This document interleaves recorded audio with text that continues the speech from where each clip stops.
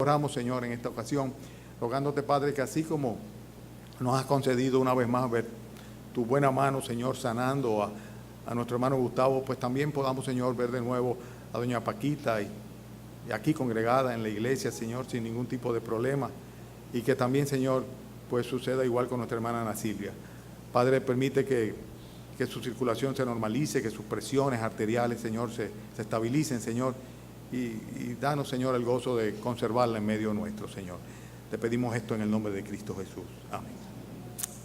Entonces, Lucas, capítulo 9, versículo 37. Lucas 9, 37. Vamos a leer hoy hasta el 56. Vamos a avanzar bastante. Lucas, capítulo 9, del 37 al 56. El título del mensaje de esta mañana es La exasperación de Jesús. La exasperación de Jesús. Al día siguiente, cuando descendieron del monte, una gran multitud les salió al encuentro. Y aquí un hombre de la multitud clamó diciendo: Maestro, te ruego que veas a mi hijo, pues es el único que tengo. Y sucede que un espíritu le toma y de repente da voces y le sacude con violencia y le hace echar espuma y estropeándole a duras penas se aparta de él. Y rogué a tus discípulos que le echasen fuera y no pudieron. Respondiendo Jesús dijo: Oh generación incrédula y perversa, ¿hasta cuándo he de estar con vosotros y os he de soportar? Trae acá a tu hijo. Y mientras se acercaba el muchacho, el demonio le derribó y le sacudió con violencia, pero Jesús le reprendió al espíritu inmundo y sanó al muchacho y se lo devolvió a su padre. Y todos se admiraban de la grandeza de Dios. Y maravillándose todos de todas las cosas que hacía, dijo a sus discípulos: Haced que os penetren bien en los oídos estas palabras, porque acontecerá que el Hijo del Hombre será entregado en mano de hombres. Mas ellos no entendían estas palabras, pues les estaban veladas para que no la entendiesen, y temían preguntarle sobre estas palabras. Entonces entraron en discusión sobre quién de ellos sería el mayor. Y Jesús, percibiendo los pensamientos de sus corazones, tomó un niño y lo puso junto a sí, y les dijo: Cualquiera que reciba este niño en mi nombre, a mí me recibe. Y cualquiera que me recibe a mí, recibe al que me envió. Porque el que es más pequeño entre vosotros, ese es el más grande. Entonces respondiendo Juan dijo: Maestro, hemos visto a uno que echaba fuera demonios en tu nombre y se lo prohibimos porque no sigue con nosotros. Jesús les dijo: No se lo prohibáis, porque el que no es contra nosotros, por nosotros es. Cuando se cumplió el tiempo que había de ser recibido arriba, afirmó su rostro para ir a Jerusalén. Y envió mensajeros delante de él, los cuales fueron y entraron en una aldea de los samaritanos para hacerle preparativos. Mas no le recibieron, porque su aspecto era como de ir a Jerusalén. Viendo esto, sus discípulos Jacobo y Juan dijeron: Señor, ¿quieres que mandemos que descienda fuego del cielo como hizo Elías y los consuma? Entonces volviéndose él los reprendió diciendo: Vosotros no sabéis de qué espíritu sois, porque el Hijo del Hombre no ha venido para perder las almas de los hombres, sino para salvarlas. Y se fueron a otra aldea. Nosotros como que no concebimos ciertas reacciones de parte del Señor Jesucristo. Vamos a partir de la premisa que la Escritura dice de una manera muy clara que es la única persona, el único ser humano, el único hombre que ha habido sobre la faz de la tierra, el cual jamás pecó. Nunca pecó, nunca se halló ni siquiera un engañito en su boca. Pero sin embargo el Señor Jesucristo, dice la Biblia, que fue hecho en todo semejante a nosotros, para poder morir en la cruz, en sustitución nuestra, para redimirnos a nosotros de la sentencia de muerte como consecuencia de nuestro pecado. Tenía que ser un sustituto idóneo, tenía que ser un hombre. Y un hombre fue que vino a tomar el lugar de los hombres para morir en lugar de ellos a fin de poder redimirles, pagando por sus pecados en la cruz. Pero sin embargo, aún a pesar de haberse hecho semejante a nosotros en todo, nosotros muchas veces no concebimos al Señor Jesucristo con ciertas reacciones emocionales. Pero sin embargo, Dios evidencia su manera de sentir a todo lo largo de las Escrituras. En el Antiguo Testamento nosotros vimos muchas veces cómo el Señor se sintió airado y molesto, ¿verdad?, por la rebelión de su pueblo, refiriéndose al pueblo de Israel. Por el pecado de las naciones también. Cualquiera diría que una maestra de escuela se puede impacientar en un momento dado, exasperarse completamente por la actitud de algunos de sus alumnos, de sus discípulos. Bueno, el Señor Jesucristo no era una maestra de escuela, sin lugar a dudas, pero era un maestro. Y como maestro lo vemos nosotros aquí, exasperarse completamente por causa de sus discípulos. Fíjense en el versículo 41. El versículo 41 dice que respondiendo Jesús dijo: oh generación incrédula y perversa, ¿hasta cuándo he de estar con vosotros y os he de soportar? Y esto no es otra cosa que una expresión de exasperación. ¿Hasta cuándo? ¿Hasta cuándo yo voy a tener que estar aquí soportándoles a ustedes? Y se lo estaba diciendo precisamente a sus 12 apóstoles, a sus discípulos. Nosotros tenemos que estar claros en que hay cosas que nosotros muchas veces llevamos a cabo que naturalmente el Hijo de Dios se exaspera con nosotros. Fíjense, ¿cuáles son los motivos por los que el Señor estaba ya exasperado con sus discípulos? ¿Verdad? Sin lugar a duda, el texto nos lo enseña. Y lo primero es en la misma expresión del Señor Jesucristo del versículo 41, cuando dice: oh generación incrédula. Por su incredulidad. Estaban siguiendo al Señor Jesucristo, pero permanecían siendo incrédulos. Y lo peor del caso era que todo esto tenemos que verlo en el contexto del momento que estaban viviendo ellos en el ministerio del Señor Jesucristo. Acababan de descender del monte de la transfiguración. 3 de ellos habían sido testigos de la gloria de Jesucristo, transformado en toda su divinidad y en todo su esplendor, hablando con Moisés y Elías. Al punto tal de que perdieron el juicio. Pedro dijo: es bueno que estemos aquí, vamos a hacer 3 enramadas, que quería eternizar ese momento. Y a pesar de haber sido testigo de esa experiencia y de todos aquellos milagros que de una manera continua el Señor estaba haciendo, que las multitudes iban detrás de ellos, sin embargo, todavía permanecían en incredulidad. Qué triste. Fíjense qué interesante cómo en ese contexto y en esa circunstancia le aborda un padre desesperado. Lo hacen rogándole. Algunos de los evangelistas enseñan que se postra en tierra y viene rogándole al Señor, clamando por su hijo, desesperado. Este hijo tenía 2 problemas. El problema era una enfermedad, sin lugar a dudas. Estaba enfermo. El Señor dice el texto aquí que le sanó de su enfermedad.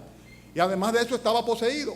Consecuentemente había un demonio que estaba haciendo estragos en la vida de este muchacho y el padre no podía hacer absolutamente nada. Era una situación en la cual lo único que podía hacer era clamar a Dios.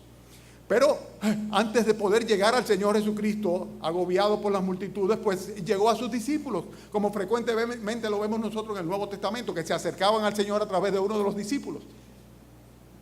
Y cuando llegan a los discípulos, resulta ser que los discípulos fueron incapaces de resolver el problema. En otras palabras, los discípulos fracasaron y no pudieron resolver el problema al Padre. Evidentemente no pudieron expulsar el demonio del jovencito, del niño. Hermanos, ellos fracasaron en la fe. Y al Señor Jesucristo esto les exaspera porque ya debían ser personas suficientemente estables en la fe. El Padre le dice: yo rogué a tus discípulos que le echasen fuera, dice, y no pudieron, versículo 40. No pudieron simplemente. Les faltó la fe porque no creyeron en la fuente de poder de la cual ellos dependían, que era el propio Señor que les había ordenado precisamente que hiciesen eso. Fíjense, si ustedes quieren, en el principio del capítulo, en el mismo capítulo 9, en el primer versículo de ellos, versículo 9 del capítulo 9, versículo 1 y 2, dice: habiendo reunido a sus 12 discípulos, les dio, ¿qué dice? Poder, ¿y qué más? Y autoridad. ¿Sobre quién? Sobre algunos demonios. Dice: sobre todos los demonios para sanar enfermedades. Y precisamente fueron donde ellos, el Padre fue donde ellos, para que hicieran lo que el Señor le había ordenado que hicieran. Pero sencillamente ellos fracasaron y no habían podido cumplir con el encargo que el Señor les había dado. ¿Y saben por qué fallaron? Fallaron por falta de fe. Y fallaron por falta de fe porque no estaban pura y simplemente ejercitados en cuanto a la fe. Uno de los evangelistas, específicamente el evangelista Marcos, cuando relata el mismo episodio, dice que cuando él entró en la casa, sus discípulos le preguntaron aparte: ¿por qué nosotros no pudimos echarle afuera al demonio? Y él les dijo: este género con nada puede salir sino con oración y ayuno. Eran personas que estaban detrás del Señor Jesucristo viendo sus milagros, pero que en cuanto a su fe no crecían porque sencillamente no hacían acopio, no echaban manos de la gracia del Señor o los medios de la gracia del Señor a fin de que su fe fuera realmente una fe estable y una fe que fuera increciendo, o sea, que fuera aumentando. Yo no sé si ustedes lo saben, pero la oración, la lectura de la palabra, y en este caso el Señor introduce un ingrediente interesante, el ayuno, que viene a ser una compañía de ambas cosas. Son medios de gracia de parte del Señor a fin de que nosotros crezcamos en la fe, nos fortalezcamos en la fe. No puede una persona tener una fe fuerte si no se acerca a la palabra de Dios, si no tiene una vida de oración, si no hace una parte, un freno en lo que es su rutina diaria para con un espíritu contrito acercarse al Señor pidiendo y clamando a Él por su favor. Y ellos no estaban ejercitados en eso. Muchas veces nosotros somos incapaces de acometer misiones las cuales el Señor ha puesto por delante y nos ha mandado a ir y hacerlo, pura y simplemente porque no estamos aptos, porque no estamos preparados, porque nuestra fe no es suficientemente fuerte para que aún el Señor habiéndonos dicho, id, que yo estoy con vosotros hasta el fin del mundo, todos los días, dice nosotros ir y hacerlo. En otras palabras, hermanos, la exasperación del Señor Jesucristo con sus 12 apóstoles estaba basada en primer lugar por el hecho de que ellos habían fracasado en ejercer fe, en el poder que el mismo Señor estaba dispuesto a otorgarle a fin de que pudiesen, no digo yo echar afuera el demonio y no digo yo espantar aquella enfermedad, pero simplemente ellos espiritualmente no estaban aptos para ello. Y esa es la segunda parte del fracaso de ellos. Pero fíjense, yo quiero enfatizar también lo que dice el versículo 44 y 45, que cuando el Señor Jesucristo le dice, haced que os penetre bien estas palabras, porque acontecerá que el Hijo del Hombre será entregado en manos de hombres. ¿Qué dice luego el versículo 45? Mas ellos, están siguiéndome, ¿verdad? Mas ellos, dice, no entendían estas palabras, pues estaban veladas para que no la entendiesen y temían preguntarle sobre estas palabras. La segunda falla terrible, el segundo fracaso terrible, que evidentemente el Señor Jesucristo, conociéndolo, pues sencillamente les exasperaba, era el hecho de que ellos seguían sin entendimiento. Óyeme, los que hemos sido maestros sabemos lo que es eso. Cuando tenemos delante una persona que le explicamos una cosa, y después digo, ahora explica, pero no te lo acabo de explicar. Como si le entrara o le rebotara, iba a decir le entrara por un oído y le saliera por el otro, pero muchas veces simplemente es algo que rebota. Ellos estaban sin entendimiento, las cosas eran veladas para ellos, o sea, ellos no entendían de lo que el Señor les hablaba. ¿Cuántas veces ya el Señor les había hablado de su muerte de cruz? Ahora les dice que voy a ser entregado en manos de hombres, que os penetren bien estas palabras, pero ellos eran incapaces completamente de comprenderlo. Ellos fallaron en entender la misión del Señor Jesucristo. Y el mismo texto nos enseña que el Señor Jesucristo se exaspera con ellos por ese hecho. Fíjense que en la expresión del versículo 41, cuando dice el Señor, cuando dice, respondiendo Jesús le dijo, oh generación incrédula, y luego ¿qué le dice? ¿Me siguen, verdad? Perversa. Y es interesante porque la palabra incrédula es la palabra apistos, y la palabra apistos es la palabra fiel. O sea que cuando el Señor le dice incrédulos, le estaba diciendo, ustedes no son dignos de confianza por su incredulidad. Pero ahora cuando se refiere a la palabra perversa es la palabra diastrefo y significa distorsionar o torcer. O sea, eran personas que no eran capaces de entender, sino que tergiversaban las enseñanzas del Señor Jesucristo. Las malinterpretaban, las distorsionaban completamente. Y eran sus discípulos, sus 12 apóstoles. Pero era una realidad que el Señor Jesucristo conocía y ciertamente le exasperaba y lo manifiesta de esa manera. Ellos fallaron de nuevo por segunda vez. En primer lugar fallaron en cuanto a la fe, pero en este caso fallan en cuanto al entendimiento. No fueron capaces de entender la misión del Señor Jesucristo. ¿Cuántos aquí no serán capaces de entenderla? ¿Cuántos no saben para qué vino Jesucristo? Que no vino a enseñarnos una forma de vida, que no vino a establecer una religión. Jesucristo vino aquí, ¿a qué? Él lo dijo, a salvar lo que se había perdido. A una humanidad perdida por causa del pecado vino a salvarla, a salvarla. Y esto es algo que se cumple en aquellos que por medio de la fe se arrepienten de sus pecados y claman a Él por misericordia. Si tú has clamado al Señor Jesucristo que tenga misericordia en un arrepentimiento genuino, pues entonces la misión del Señor Jesucristo se ha ido cumpliendo contigo. Pero si no se ha cumplido en absoluto, no ha sido así. porque para eso fue que Él vino precisamente. Ellos fallaron, pero fallaron no solamente por no entender. La Biblia dice mismo que le estaba velada la enseñanza del Señor Jesucristo, y Dios es soberano en cuanto a eso. Pero la otra parte, la que sigue después, es algo que es responsabilidad total de ellos. ¿Qué dice el texto aquí, en el versículo 45? Mas ellos... ¿Están lentos ustedes esta mañana? ¿O yo voy muy rápido? Voy muy rápido, estoy hablando muy rápido. Me dicen porque yo voy más despacio. Ok. Dice, ellos no entendían estas palabras, pues les estaban veladas. Pero ¿qué dice al final ese versículo? Dice, y temían preguntarle sobre estas palabras. Y ahí fallaron. Fallaron completamente, fallaron porque no indagaron en cuanto a las declaraciones del Señor Jesucristo. ¿Por qué no fueron y en vez de preguntarle al Señor Jesucristo, ¿por qué no pudimos echar fuera el demonio? No le preguntaron, Señor, ¿qué quieres tú decir cuando dices que vas a morir, que vas a ser entregado en manos de hombre? ¿Por qué, Señor? Explícanos. Pero sin embargo ellos prefirieron no hablar de eso. Mejor no hablar de eso, que el Señor va a ser tomado. Ellos tenían sus valores muy en la tierra. Y lo vamos a ver más adelante. Ellos fallaron completamente, porque siéndoles veladas estas palabras, no hicieron absolutamente nada por entenderlas, ni cuestionaron al Señor Jesucristo, ni indagaron en absoluto. Y son muchos aquellos que pura y simplemente frustran, exasperan al Señor Jesucristo por ese tipo de actitud. Una actitud, por así decirlo, sencillamente indiferente en cuanto a la palabra de Dios. La Biblia sí está muy bien, lo que dice la Biblia está muy bien, pero eso es para algunos que la entiendan, cuando la palabra de Dios fue escrita para todos los hombres.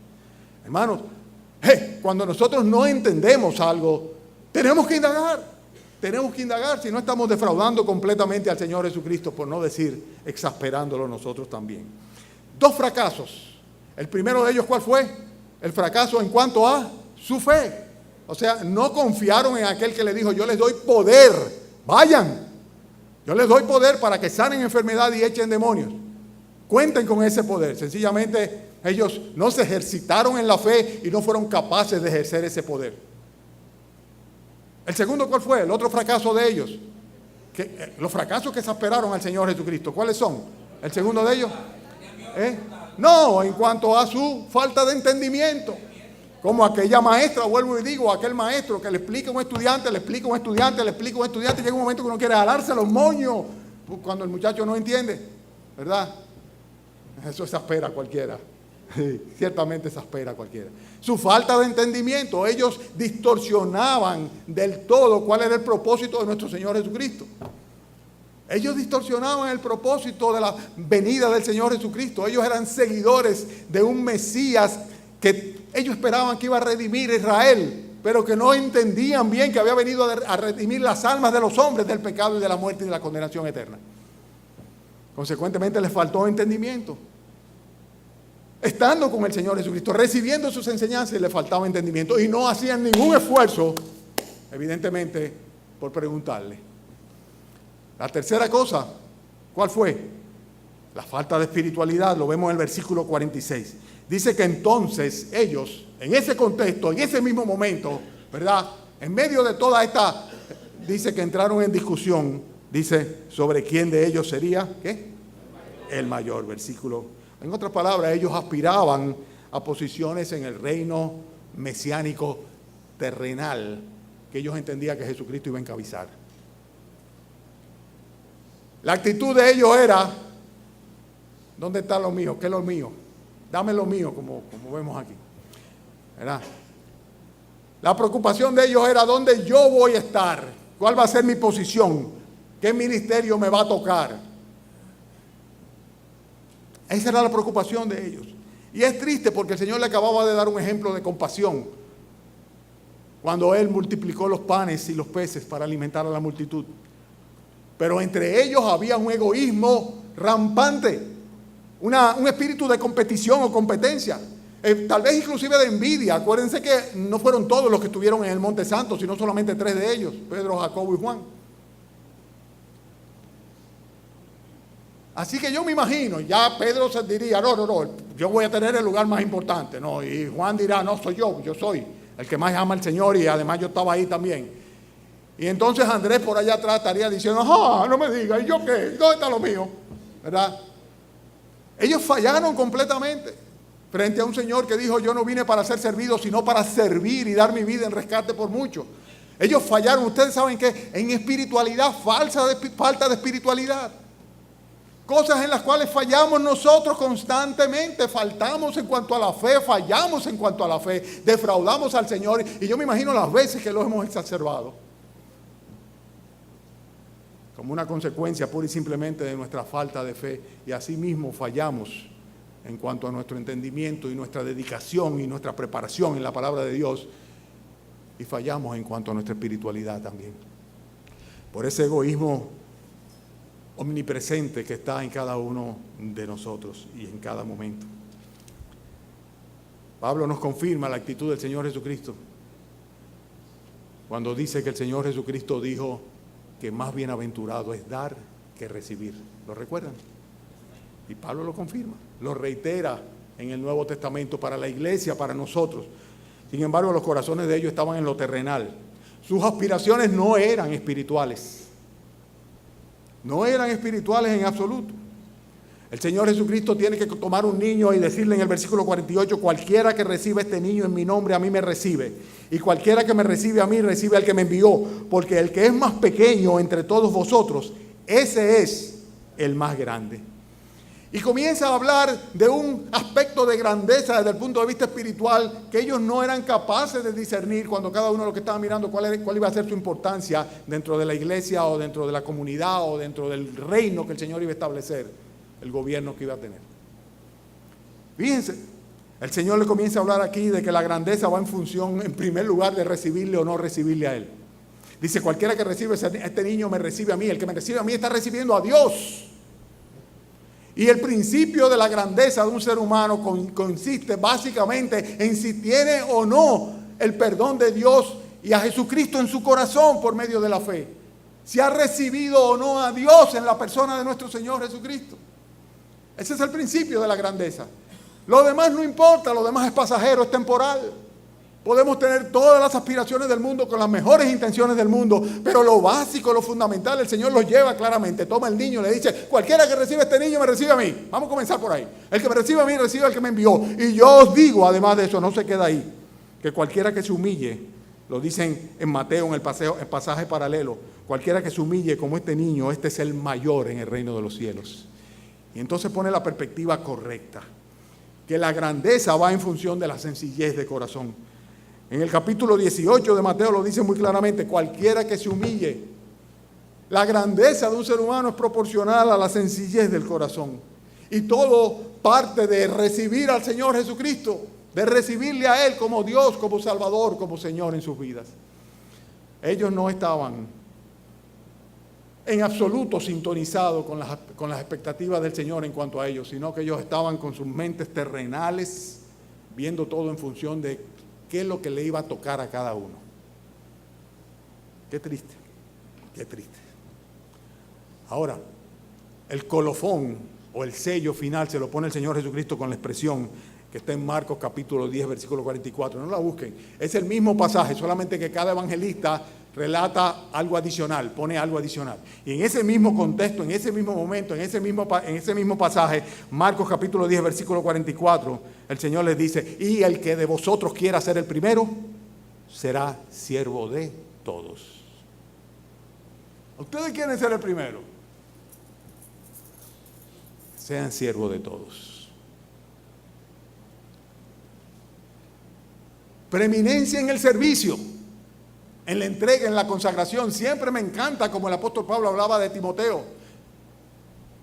Él decía de Timoteo que los demás buscaban lo suyo propio, pero Timoteo no. Timoteo buscaba la manera de servir a los demás.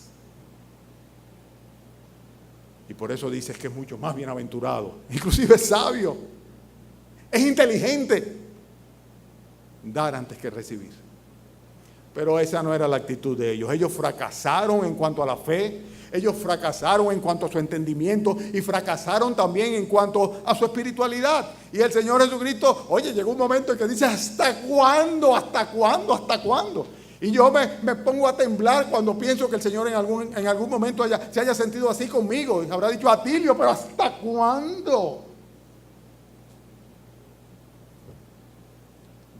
por mis fracasos.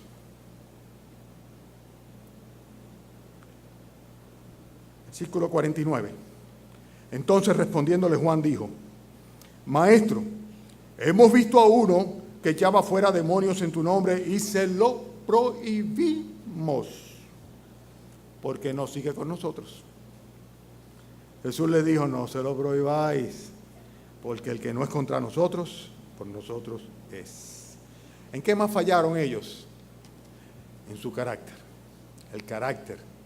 Ustedes saben que el Señor espera de los que son suyos que tengamos una estampa al punto tal de que la gente puede identificar y decir: no, ese es cristiano, sí. Por su carácter, por el carácter cristiano, por la semblanza a nuestro Señor Jesucristo, por la evidencia del fruto del Espíritu Santo en nuestras vidas, porque somos distintos, porque el Señor nos saca del mundo no para que seamos igualitos que el resto del mundo, sino para que seamos santos y apartados para Él.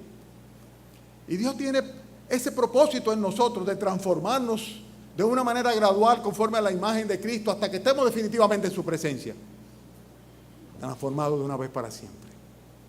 Pero mientras tanto, Dios está esperando que nuestro carácter cambie. ¿Cuántos dicen ser cristianos, profesar a Jesucristo como su Señor y Salvador? Y óyeme, son el mismo hombre, la misma mujer natural de antes de convertirse. Dice la Biblia que no puede ser. La Biblia dice que no puede ser. Si realmente Dios no se equivoca, Él dice que es una nueva criatura, que es una cosa nueva lo que Él hace y que lo demás tiene que quedar atrás. Pero sin embargo, los discípulos estaban fallando en cuanto al carácter.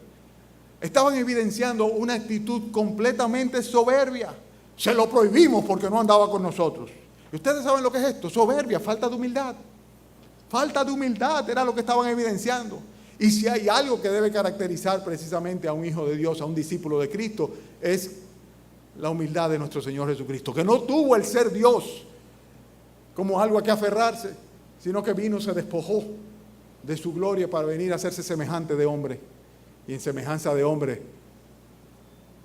fue a una cruz a morir por ti y por mí para que podamos nosotros ser salvos. Pero sin embargo ellos eran soberbios. Se lo prohibimos.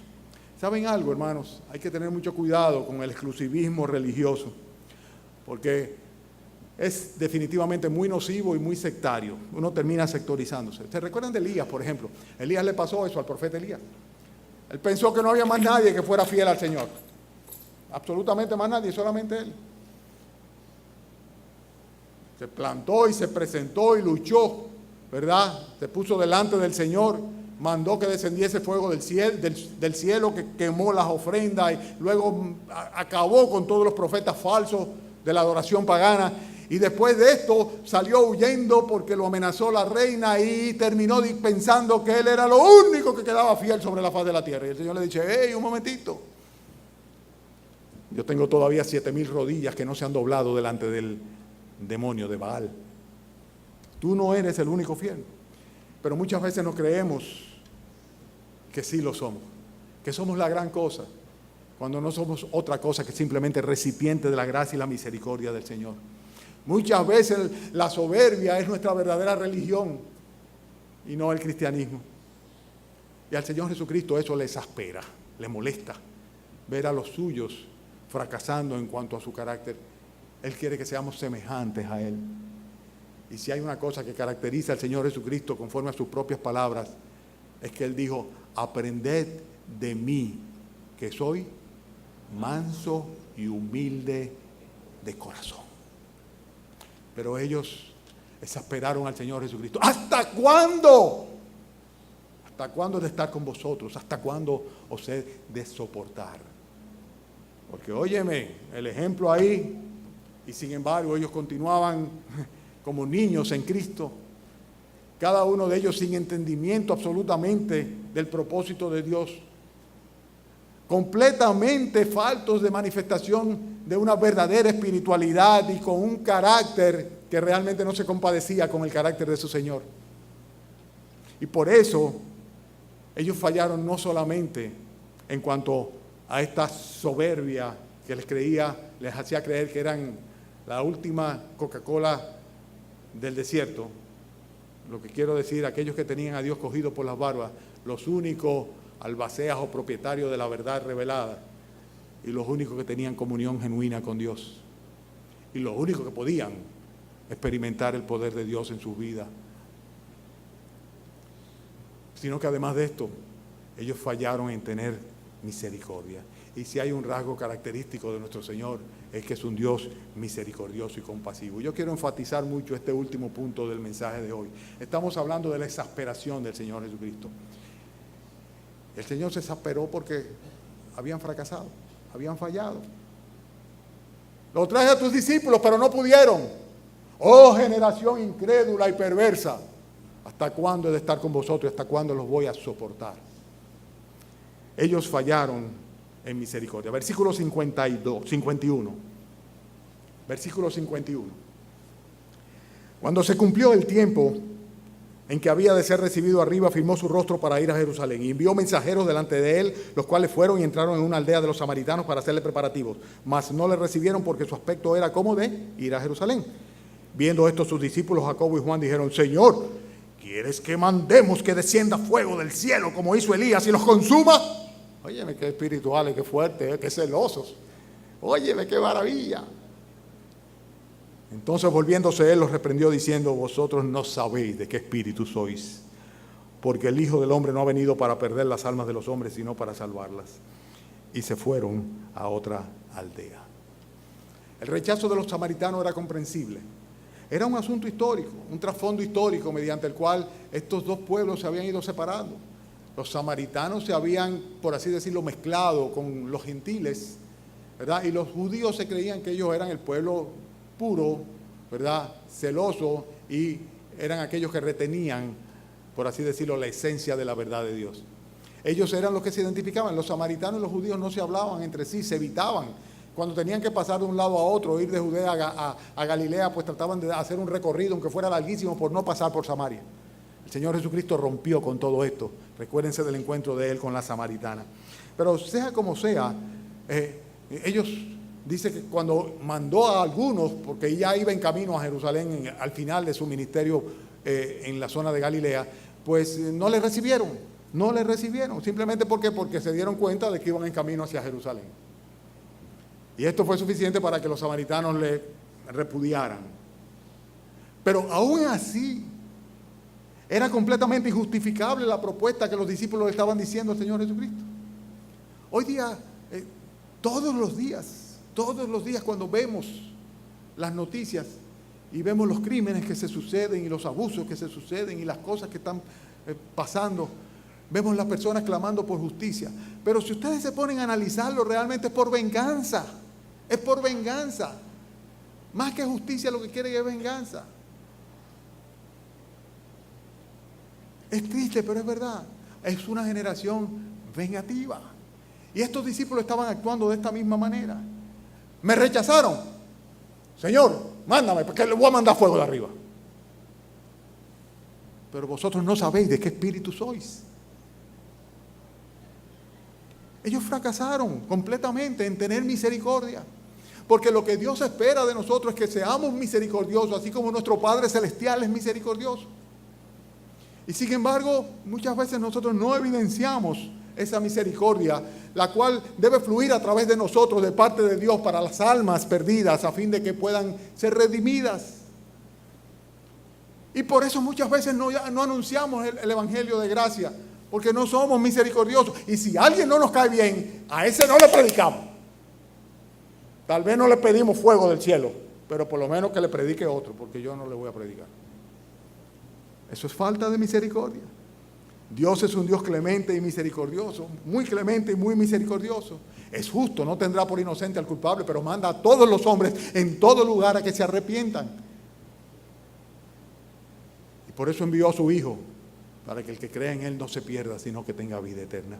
Cristo no vino a perder las almas de los hombres. ¿Por qué? Él lo dice, porque nuestras almas están perdidas por causa del pecado. Pero Él vino a salvar las almas de los hombres. ¿Cómo? Pagando la consecuencia de nuestro pecado para que no tengamos que morir eternamente en la condenación del infierno. Y es lo que el Señor Jesucristo le está diciendo acá. El Hijo del Hombre no ha venido para perder las almas de los hombres, sino para salvarlas. Versículo 56. Y los discípulos no estaban evidenciando de ninguna manera una actitud de misericordia delante de aquellos que iban a perderse para siempre. Fracasaron en cuanto a esto también. Con el ejemplo de su maestro, con la instrucción de su maestro, con la orden de su maestro para hacerlo, y sin embargo no tenían corazones misericordiosos. Dios se exasperó con Israel. Llegó un momento en el cual el Señor Jesucristo dijo: es que no han conocido mis caminos, este pueblo rebelde y contradictor. Mandó la invasión babilónica, la Siria primero, luego la babilónica. Israel fue dispersa completamente como nación, porque llegó un momento en el cual Dios dijo: no lo toleraré más. Bueno, yo no sé cómo ustedes le quieran llamar, pero esto es cuando una persona se exaspera, dice: ¿hasta cuándo era? Ya se acabó. El Señor Jesucristo aquí se manifiesta exasperado con sus discípulos. Le llama generación incrédula y perversa, no confiable. Le dice: ¿hasta cuándo voy a estar acá? Ya le faltaba poco tiempo al Señor para ascender al reino de los cielos, pero nos quedamos nosotros. Y yo me pregunto, ¿somos nosotros mejores que ellos? Los que profesamos ser cristianos, ¿somos mejores que ellos o fallamos igualmente en falta de fe? ¿O fallamos por igual en falta de entendimiento y de diligencia para entender a Dios y su palabra y su voluntad en nuestras vidas? ¿O fallamos en falta de espiritualidad, porque realmente no tenemos aspiraciones espirituales eternas, sino que tenemos nuestros pies, nuestra mente y nuestro corazón aquí en la tierra, atesorando cosas de la tierra? ¿No será que nosotros fallamos también, como lo hacían los discípulos, en cuanto a tener un carácter cristiano semejante a nuestro Señor Jesucristo? Humildes, no soberbios, serviciales, no egoístas. Y finalmente, no exasperaremos nosotros al Señor Jesucristo por nuestra falta de misericordia, porque hemos recibido de gracia el perdón de nuestros pecados y no nos preocupamos por esparcir de gracia el Evangelio para el perdón de los pecados de otros. El Señor se exasperó con sus discípulos. ¿Estará exasperado con nosotros? Esa es la pregunta. ¿Estará exasperado conmigo? Atilio, ¿hasta cuándo? Vamos a orar.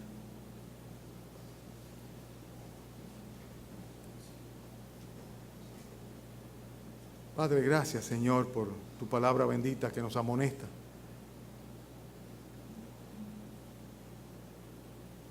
Gracias, Señor, por tu amor hacia nosotros incondicional.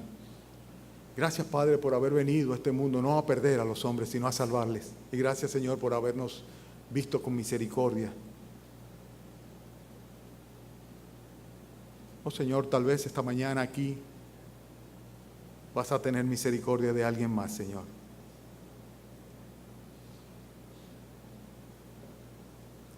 Pon en sus labios, Señor, y en sus corazones las palabras que tú quieres escuchar, para que te pida perdón de todo corazón.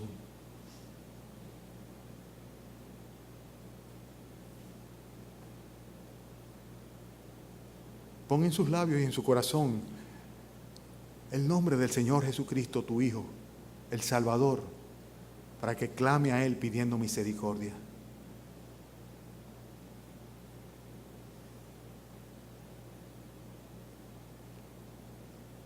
Pon en su corazón, Señor,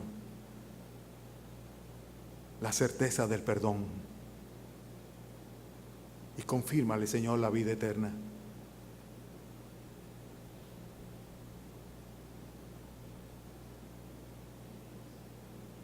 Y en cuanto a nosotros, Señor, ayúdanos a no defraudarte, a no exasperarte, Señor.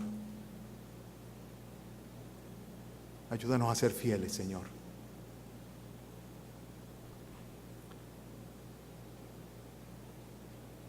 Te lo pedimos en el nombre de Cristo Jesús. Amén.